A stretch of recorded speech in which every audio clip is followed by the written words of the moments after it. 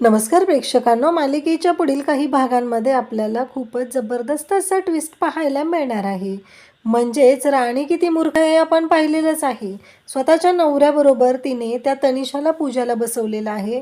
एवढं पण माहिती आहे की ती तनिषाचं इंद्रावरती किती प्रेम होतं, तरीही राणीने हा डिसिजन घेतलेला असतो. आणि त्यानंतर तनिषाची इंद्रासोबत वाढणारी जवळीक पाहून मालतीने मात्र राणीची चांगलीच कानउघाडणी केलेली आहे.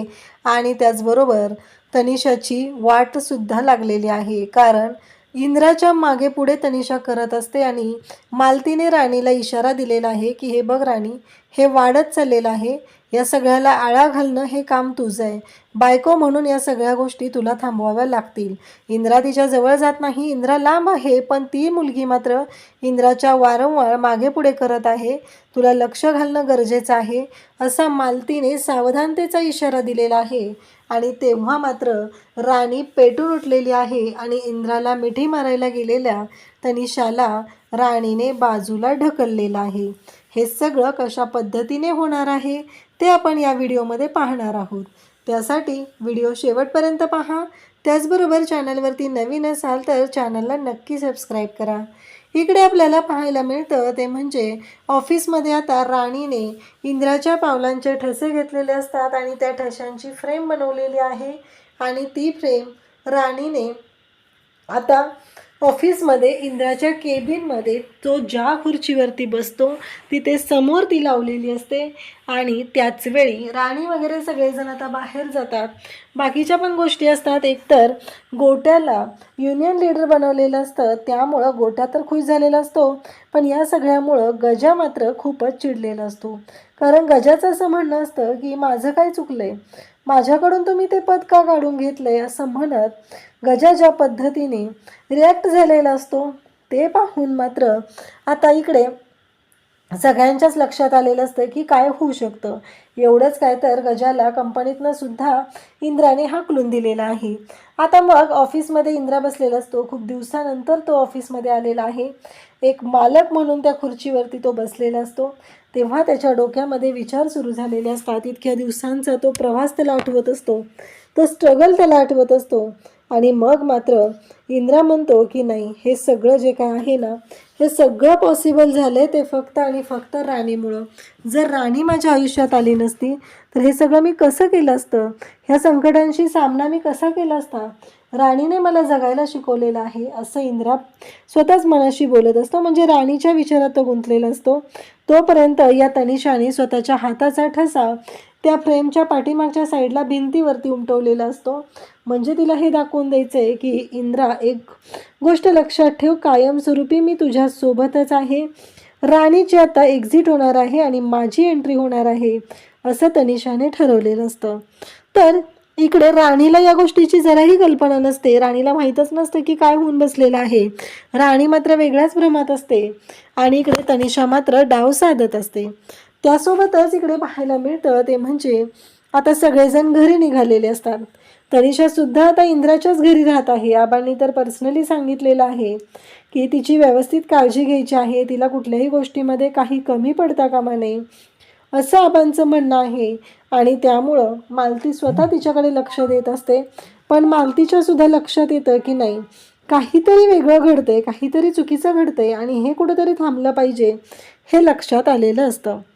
आता इंद्रा आणि त्याचबरोबर तनिषा, म्हणजे तनिषा काही पाठ सोडत नसते. इंद्राने राणीसाठी सरप्राईज प्लॅन केलेलं असतं.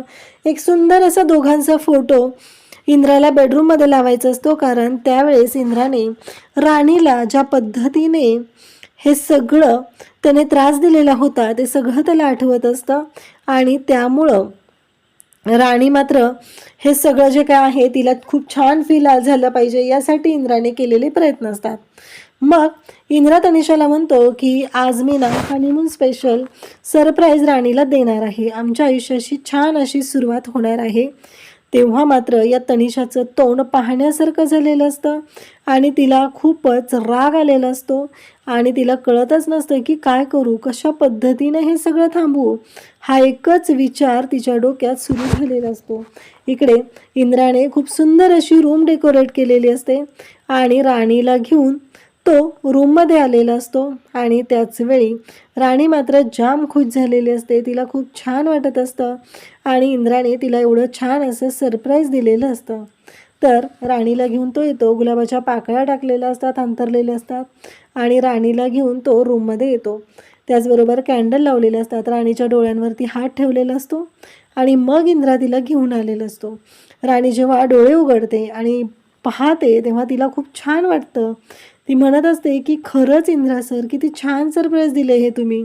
थोडीशी ती लाजत असते. इंद्रा तिला मिठीत घेण्याचा प्रयत्न करत असतो, पण राणी मात्र त्याच्या मिठीतून बाजूला जात असते. तेव्हा इंद्रा म्हणतो, हे सगळं मी माझ्यापासून दूर जावंस तू यासाठी नाही केलेलं, असं म्हणत इंद्राने राणीला जवळ घेतलेलं असतं आणि तो तिला म्हणत असतो की आपल्या दोघांच्या नात्याची नवीन सुरुवात मला करायची आहे आणि त्यासाठी हे सगळं केलेलं आहे, असं सांगत इंद्राने छान असं सरप्राईज देऊन राणीला खुश करून टाकलेलं आहे.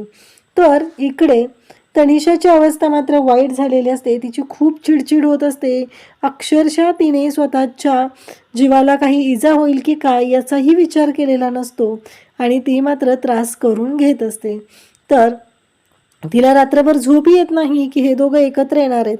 माझा इंद्रा हा राणीकडे ओढला जातोय, तो माझा राहिलेला नाहीये, या गोष्टीचा सगळ्यात जास्त त्रास तिला होत असतो. तिची चिडचिड होत असते आणि ती म्हणत असते की नाही, लवकरात लवकर माझा इंद्रा हा माझा झाला पाहिजे. काहीही झालं तरीही त्याला मी माझ्यापासून दूर होऊ देणार नाही, असा विचार तिने केलेला असतो. आणि त्याचबरोबर ती म्हणत असते की नाही, काही झालं तरी इंद्रा फक्त आणि फक्त माझं आहे. इंद्राने खूप सुंदर अशी फोटो फ्रेम राणीला दिलेली असते. राणी ती फोटो फ्रेम पाहते तेव्हा तिला खूप छान वाटतं आणि ती इंद्राला म्हणते की एवढं सुंदर गिफ्ट तुम्ही मला दिलंय, मला खरंच खूप भारी वाटतंय. इंद्रा म्हणतो की माझ्याकडून आधी चुका झालेत राणी. जेव्हा लग्न झालेलं होतं तेव्हा मी तुझ्याशी खूप चुकीचा वागलेलो आहे, पण या रूममधलं तुझं स्थान फिक्स करायचं आहे मला, म्हणून हे सुंदर असं गिफ्ट तुझ्यासाठी. राणीसुद्धा खुश होते कारण इंद्राने एवढं छान असं गिफ्ट तिला दिलेलं असतं.